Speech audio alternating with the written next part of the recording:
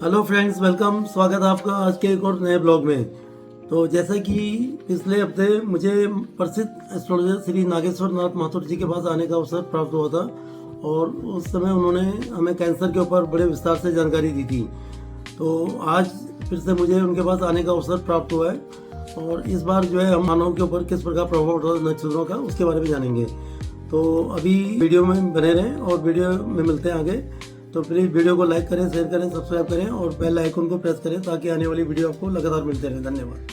तो अब हम मिलते हैं माथुर साहब से। नमस्कार, कैसे हैं आप? नमस्कार। अच्छा, तो माथुर साहब आज हमें फिर से एक बार आपका इंटरव्यू लेने का मौका मिल रहा है। धन्यवाद। तो हम अपने आप को अभाग्य मानते हैं। ये तो आपका हमारे ऊपर एहसान है जो आप नहीं हमारे नहीं, को इतना आप अपना इतना बिजी शेड्यूल में से हमें समय देते हैं, ये भी हमारे लिए बड़ी मतलब सौभाग्य की बात मानते हैं हम। और चलो जी, अभी हम ज़्यादा वक्त न लेते हुए आपसे हम थोड़ा सा कुछ जानकारियाँ लेना चाहते हैं। देखो, जो पिछला जो आपका वीडियो था वो माथुर साहब बहुत लोगों ने पसंद करा है और काफ़ी लोगों की उसमें कमेंट्स भी हैं, काफ़ी राय भी आई हैं। ज़्यादातर लोगों का सवाल आया मेरे पास वही था कि नक्षत्रों का मानव के ऊपर किस प्रकार प्रभाव पड़ता है। तो लोग थोड़ा इसके बारे में आपसे थोड़ा जानना चाहते हैं। पहला सवाल तो यही है माथुर साहब कि भाई जो सुपर पावर है वो कैसे और कहाँ है, तो इसके बारे में थोड़ा आप बताएंगे प्लीज़। हाँ जी, बिल्कुल। देखिए जी, हर इंसान जो है मानव मंदिरों में भी जाता है, गुरुद्वारों में जाता है, मस्जिदों में जाता है, गिरजाओं में जाता है। तो हर आदमी जाता है, पर किसी ने आज तक कोई क्लेम किया कि जी हमें भगवान जी मिले थे, हमने उनके पैर पे हाथ लगाए, हमने उनसे हाथ मिलाया, बट नोबडी हैज़। बट परमात्मा है, वो है कहाँ और कैसे प्रकट है, इसकी थोड़ी हमने अपने थोड़ी सी बुद्धि सुद्धि ला के बनाई है।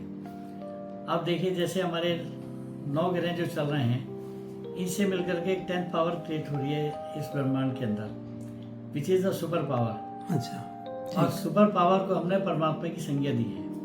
तो ये मतलब आपके कहने का मतलब है कि जो 9 ग्रह मिश्रण जो मिश्रण है वो जो 10th ग्रह मतलब आपके हिसाब से जैसा हाँ जी, वो एक सुपर पावर आप मानते उससे हैं। 10वीं शक्ति जो है ना, जो पैदा हो रही है, हाँ जी, हाँ जी। वो एक सुपर पावर है। अच्छा अच्छा, और तो सुपर पावर पूरे संसार में एक ही है। एक ही है। हाँ जी, चलो, तो ये इसका जवाब तो हमें मिल गया।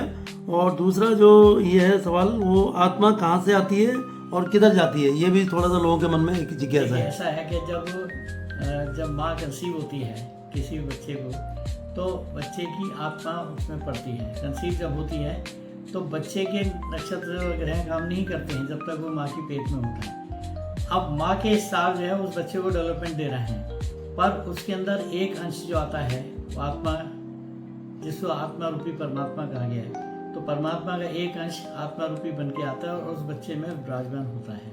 अच्छा, तो जब ये उसके 9 मंथ्स पूरे हो जाते हैं, तो फिर ये बच्चा जब माँ की कोख से बाहर आता है, तो उस वक्त से इन सारे नक्षत्रों का और ग्रहों का उसके ऊपर प्रभाव बनता है। तो जैसे ही वो माँ की कोख से बाहर आता है तो टाइम नोट किया जाता है, वो होता है बर्थ टाइम।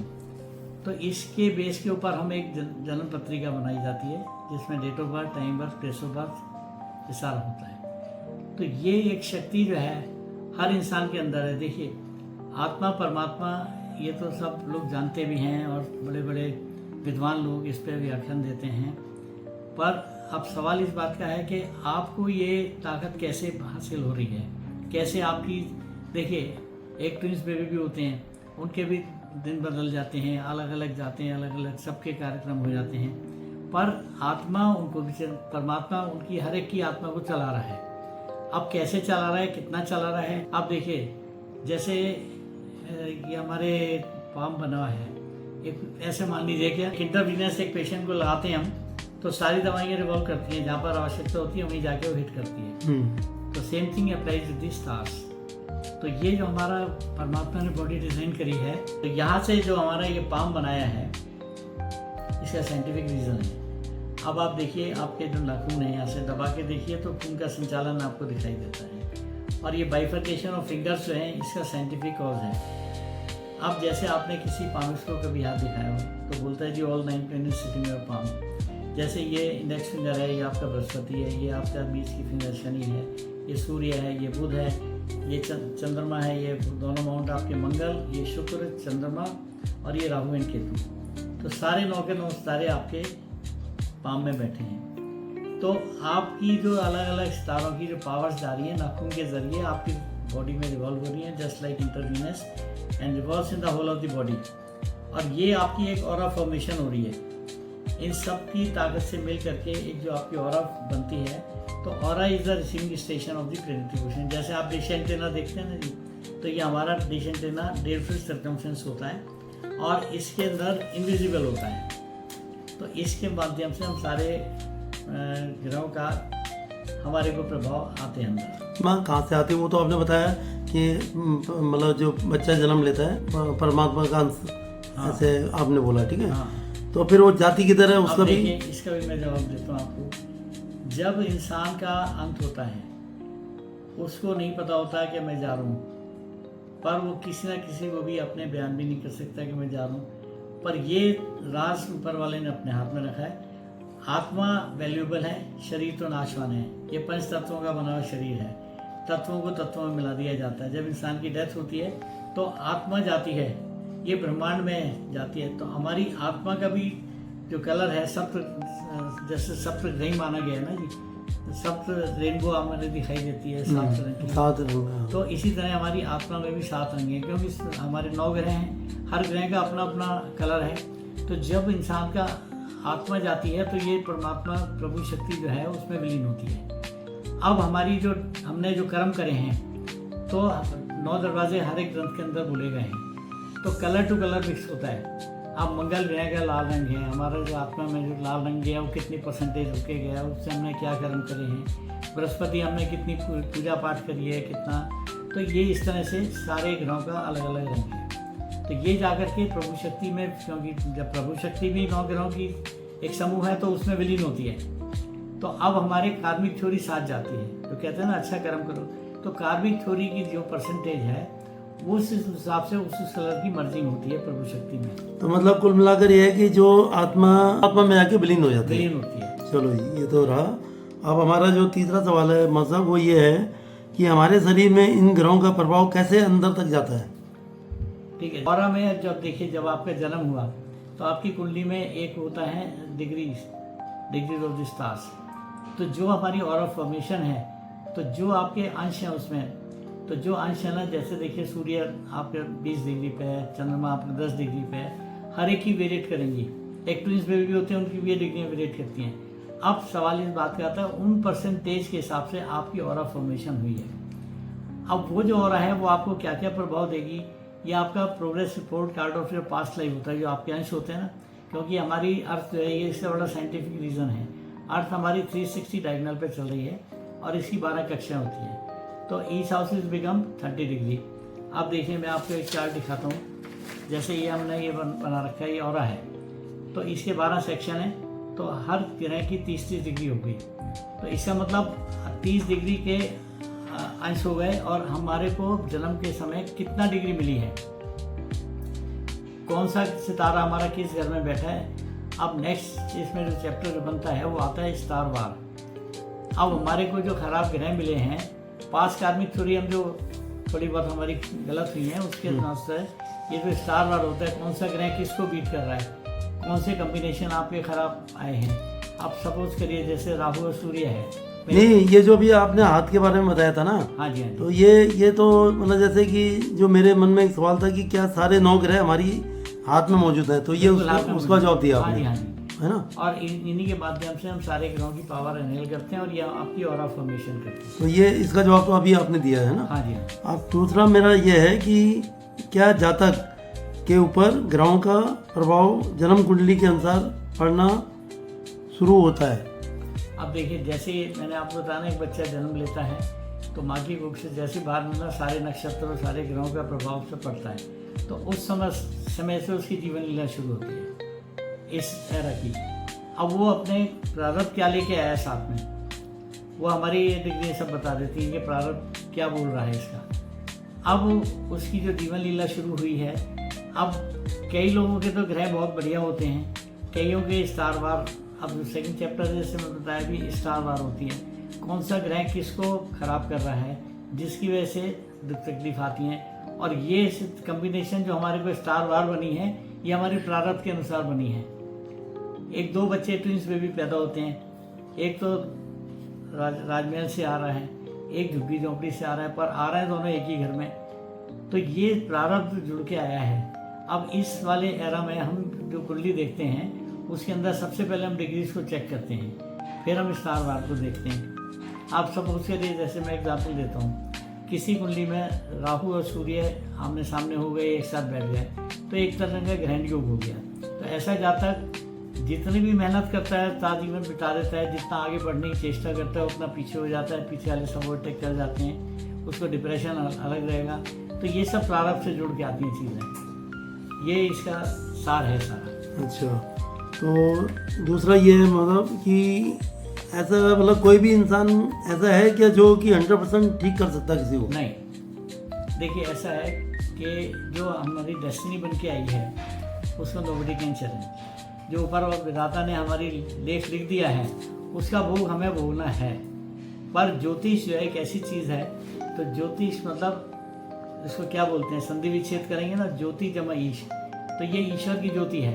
तो सारा ईश्वर हमारी कुंडली के अंदर ही बैठा है। तो अब कोई चैलेंज नहीं कर सकता उसको, बट हम उसके अंदर थोड़ी बहुत रिडक्शन ला सकते हैं। वो कैसे लाते हैं?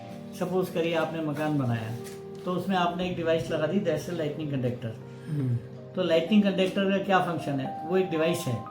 आपको ये धारणा है कि खुदा न खास्ता हमारे बिजली ना गिर जाए हमारे मकान पे, तो बिजली गिरना इज ए डेस्टिनी। अगर बिजली गिरी तो उस डिवाइस ने काम कर लिया, थोड़ा बहुत आपका चूना मट्टी झलक रह गया। अगर वो डिवाइस नहीं लगी होती तो फिर आप उस केस में बिजली गिरती तो आपकी इमारत जो है तहस नहस हो जाती। तो मतलब कुल मिलाकर ये है कि ये तो क्लियर हो गया कि 100% कोई गारंटी नहीं देता कि मुमकिन कर देंगे। हाँ। क्योंकि कोई भगवान तो है नहीं, ठीक है ना। बिल्कुल। परंतु आप ज्योतिष विद्या में इतना मतलब वो सक्षम है ज्योतिष विद्या कि वो किसी नुकसान को थोड़ा कम कर देती है, उपाय कर देती है। अगर आपकी डेस्टिनी में लाख रुपए का नुकसान होना लिखा है तो वो होके रहेगा। पर ज्योतिष के माध्यम से अगर हम कुछ उपचार करते हैं तो उसको लाख रुपए को हम 20,000, 30,000, 40,000 पे खींच ला सकते हैं। पर डेस्टिनी को हम नहीं मिटा सकते। नुकसान आना इज डेस्टिनी, उसकी पावर्स को जो है ना, क्योंकि जो आपके प्रारब्ध से जुड़ के आया है उसको फिर जो हम नहीं वो तो आपने एक बहुत बढ़िया एग्जांपल दे दिया कि भाई जैसे बिजली गिर रही है तो वो तो गिरेगी। हाँ जी, वो तो वो प्रकृति का वो है, ठीक है। परंतु आप सिर्फ उसको उपाय करने के लिए आपने उसके वो यंत्र लगा दिया, छतरी बारिश में निकलने का। हाँ, बारिश आई है कि परंतु आपने छतरी ले ली क्योंकि बचाव करना है आपको। तो ये हमारा ज्योतिष विज्ञान है जो उपाय करता है, बचाव करता है। बिल्कुल जी, बिल्कुल। आपको बड़े नुकसान से बचाव करता है। हाँ, और आपका एक मार्ग दिखाता है कि भाई आप इस मार्ग पे जा रहे हो तो यहाँ पे खतरा है, ये है, ठीक है ना। 100%। चलो लोगों के दिमाग का एक कंफ्यूजन था कि भाई हम किसी के पास एस्ट्रोलॉजर के पास जाएंगे तो 100% हमें परफेक्ट कर देंगे। तो क्योंकि आप भी पांडे जी एक बात सुनाइए, भगवान राम की कुंडली हमारे पास है, भगवान कृष्ण की है। अच्छा। वो अपनी डेस्टिनी को नहीं बदल पाए, 14 बरस का वनवास पाया। देखिए जो केंद्र बोलते हैं ना, पहला, चौथा, 7वां और 10वां घर, ये हमारा केंद्र बोलते हैं।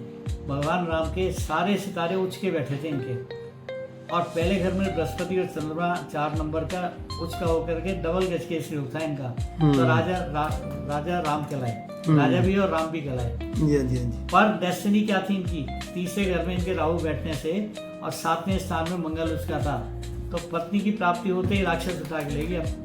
हम सारी आपको रामायण महाभारत सब 10 मिनट में बता सकते हैं उनकी पत्नी से। हाँ, तो इसी से जुड़ता हुआ सवाल है मतलब कि जो इस पृथ्वी पर जो भी जीव आया है, अच्छा या बुरा, तो है ना, सब पर ग्रहों का असर पड़ता ही है क्या? बिल्कुल पड़ता है, बिल्कुल पड़ता है। अब देखिए जो हमारी ये तालिका बनाई जाती है जन्मपत्री, उसके अंदर जो दिशाएं हैं ये सारी इंटरलिंक चीज़ें हैं। एक तो आपकी जन्म कुंडली हो गई, फिर आपकी ऑरा कितनी परसेंटेज है, फिर आपके स्टार वार देखते हैं, फिर नमाज कुंडली को भी साथ साथ लेके चलते हैं जो कि 1/9 part of the main horoscope होती है। फिर उसको दिशाओं से लिंक करते हैं। अब दिशाएं भी नॉर्मली तो हम महादिशा, अंतरदिशा, प्रत्यंतर 3 निकालते हैं।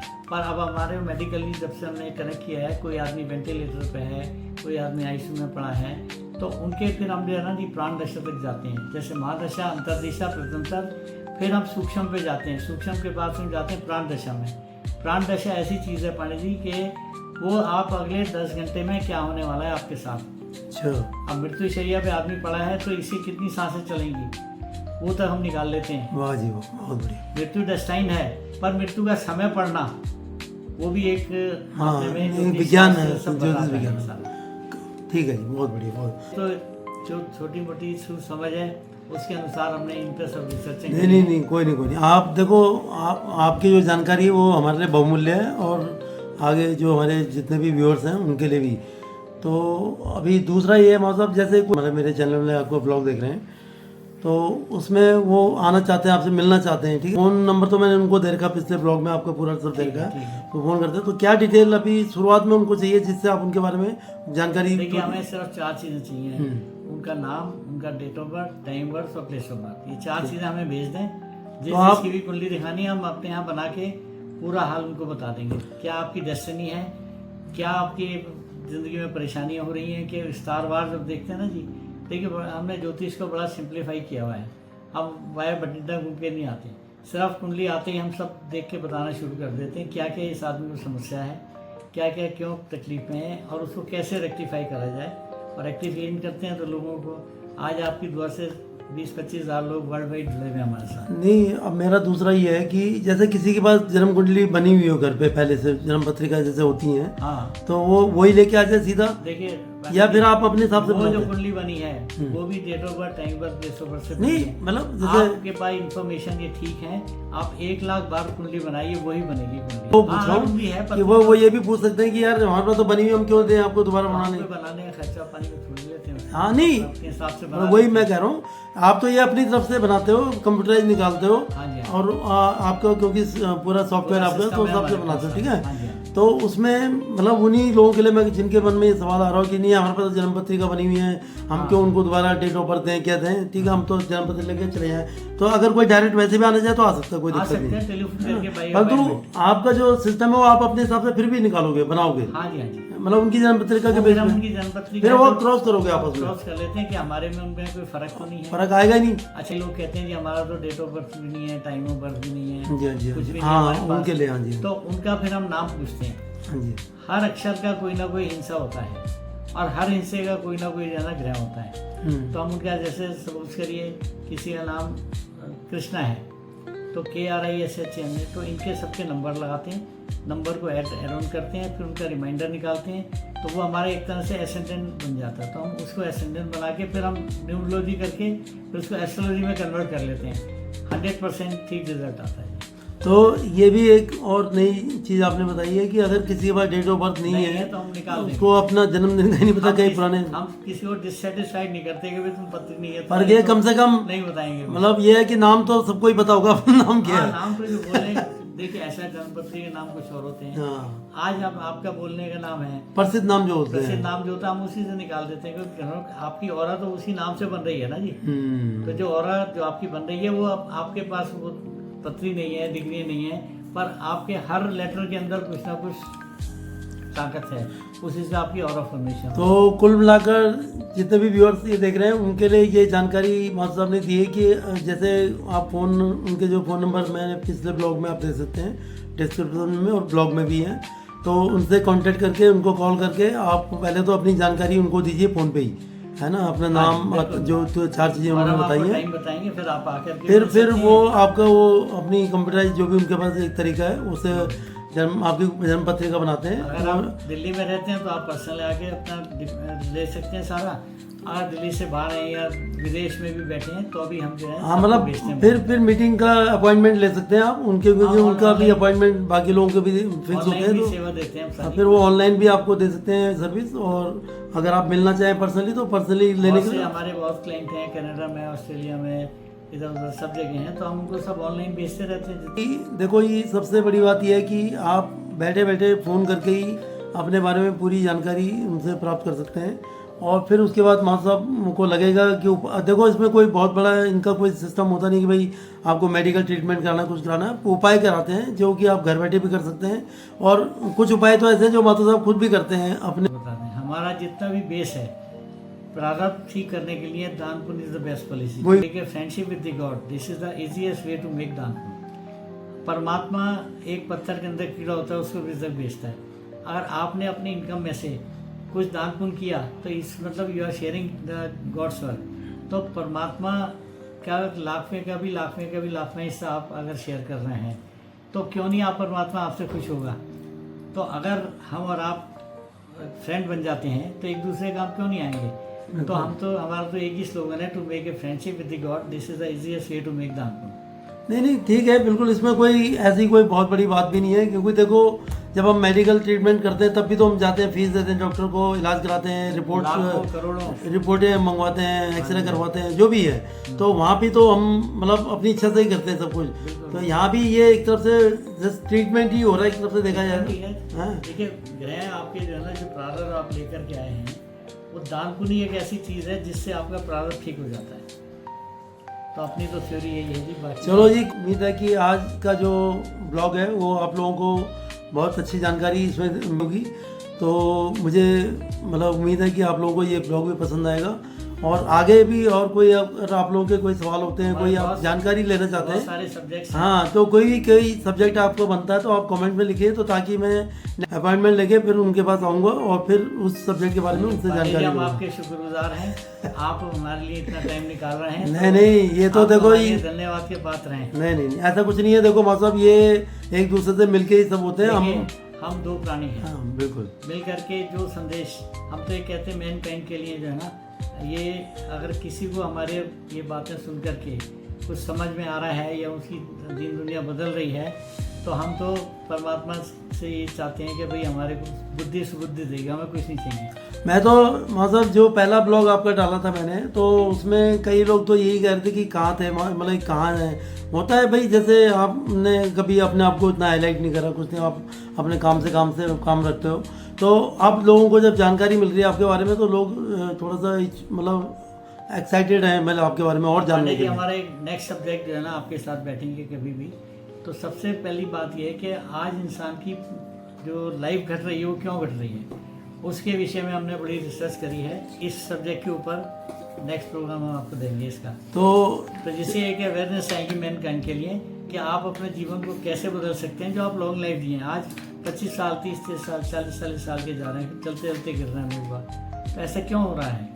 तो इस सब पे हमने बहुत रिसर्च करी है, तो हम चाहते हैं कि अगले वीडियो में हम आपको, तो अगला जो वीडियो है वो माधव साहब ने थोड़ा सा बता भी दिया। जो लोगों की घटती उम्र है, मतलब क्या, मतलब अचानक के जो जैसे हार्ट अटैक आ रहे हैं, कुछ आ रहे हैं, बीमारियां हो रही हैं, तो इन सब के ऊपर क्यों, मतलब वजह क्या है इनकी, वो उसके ऊपर एक मतलब प्रकाश डालेंगे और जानकारी देंगे। तो जब भी वो वीडियो बनेगा वो नेचुरली मेरे ब्लॉग में आ जाएगा, मेरे चैनल में।